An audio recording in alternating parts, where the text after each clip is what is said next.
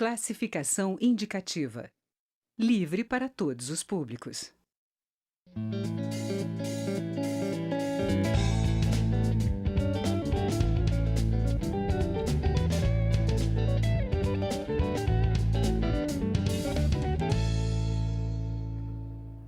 Olá! Cerca de 46% do orçamento da União é destinado ao pagamento de juros e amortização da dívida pública. Hoje, essa dívida é de 70% do PIB, o Produto Interno Bruto. O Congresso Nacional chegou a aprovar em 2015, no PPA, o Plano Plurianual, uma auditoria da dívida pública, mas depois foi vetado pelo governo. A Câmara dos Deputados até já teve uma CPI para analisar a dívida pública, mas a comissão não chegou a apontar irregularidades que justificassem uma auditoria. O deputado César Alum, do PRB do Tocantins, defende uma auditoria urgente da dívida pública para que o país possa investir mais em infraestrutura, em serviços essenciais para a população. Ele é o entrevistado desta edição do Palavra Aberta, que tem uma produção conjunta da TV e da Rádio Câmara. Bom, deputado, essa dívida consome quase 50% do nosso orçamento. Essa auditoria conseguiria reverter esse quadro? A expectativa é que sim, né? Porque nós tivemos exemplos recentes do Equador. O Equador fez uma auditoria da dívida pública há poucos anos atrás e, por falta de lastro documental, eles reduziram 70% do estoque da dívida. Eles não encontraram documentos que justificavam o dever. Para quem que devemos, por que devemos, quem pegou esse dinheiro, onde está sendo gasto esse dinheiro.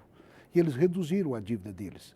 A Grécia atravessa uma situação terrível hoje, né? Ela tem uma dívida imensa e que corresponde a quase 2 vezes o PIB dela e está fazendo uma auditoria da dívida pública. Então o Brasil, a única vez que o Brasil fez uma auditoria da sua dívida pública foi em 1930. São mais de 90 anos. Então não é possível que eu tenha uma dívida desse tamanho, que é alimentada todo dia, e sem eu ter conhecimento do que está acontecendo com isso.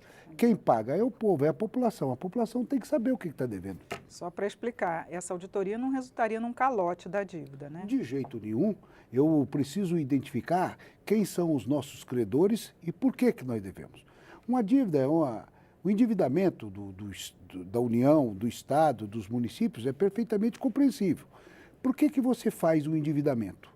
Quando você tem uma queda de arrecadação e que você precisa suprir os serviços essenciais à população. Então você toma um empréstimo para você fazer isso. Correto? Isso está perfeito. Agora, quando eu olho a dívida brasileira, eu me pergunto, qual é a contrapartida que nós estamos recebendo dessa dívida? Nenhuma. Nós estamos com os serviços essenciais à população todos sucateados e a nossa dívida crescendo. Em 2014, nós pagamos em torno de 251 bilhões de reais de juros.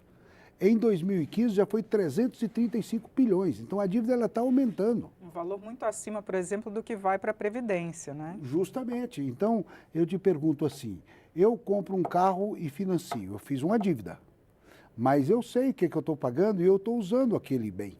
Então, ele me serve. Agora, nós estamos pagando uma dívida pública para quê mesmo? Não é?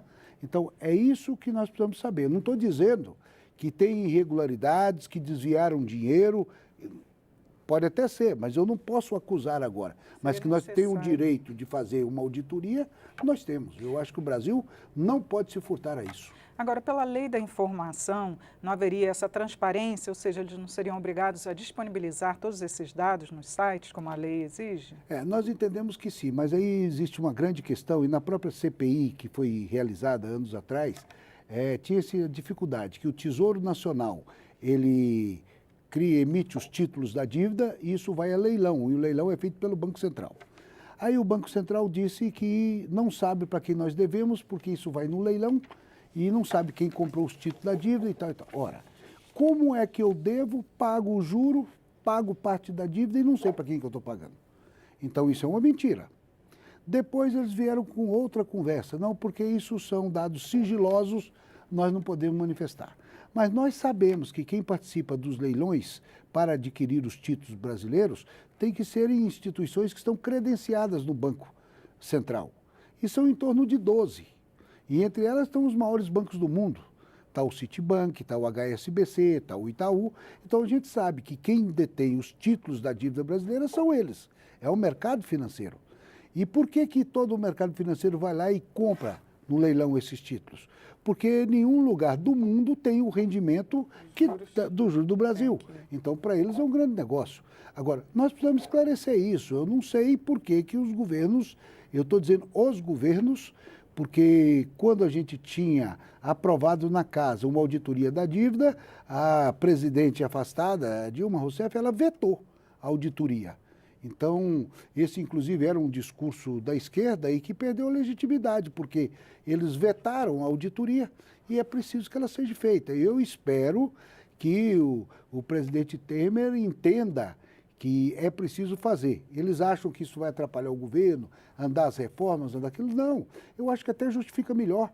Por que eu tenho que reformar a Previdência, sacrificar 34 milhões de brasileiros que são aposentados e que estão angustiados com essa reforma da Previdência, sem eu dar uma satisfação da dívida? Dê a satisfação da dívida primeiro, talvez seja mais fácil aprovar a reforma da Previdência. Até porque tem também a DRU, né, desvinculação dos recursos, que ficou 30% do orçamento pode ser desvinculado e está saindo também da Previdência, né? Seria o caso de se propor alguma forma de não retirar esses recursos da Previdência, assim como tem uma limitação para a educação, para a saúde? Olha, nós precisamos primeiro saber se tem o déficit da Previdência ou não. Não é? Porque várias instituições estão mostrando, e está isso pelas redes sociais, dos recursos existentes para financiar a Previdência e que lá não há déficit, há superávit. Com a DRU está se desviando o dinheiro de lá. Então o governo primeiro tem que provar para nós que existe o déficit, para depois a gente trabalhar. E esse déficit vem da onde? Vem de aposentadorias de pessoas que nunca pagaram contribuição ou estão aposentadas. Nós temos notícias aí de aposentadorias do Brasil que chega a R$200 mil por mês. Nós temos quase 1 milhão de brasileiros que têm aposentadoria acima de R$40 mil por mês. Então, a auditoria também precisa ser feita nessas aposentadorias, né? Lógico, e eu acho que tem que mexer. Agora eu vou mexer com quem ganha um salário mínimo. Eu vou mexer com o trabalhador rural que trabalha debaixo da chuva, debaixo do sol, sábado, domingo, feriado, não tem hora extra, não tem adicional noturno. E essa pessoa tem que ficar até 65 anos de idade trabalhando no campo. E começa com 14 anos. Olha, né? então essas coisas nós precisamos discutir.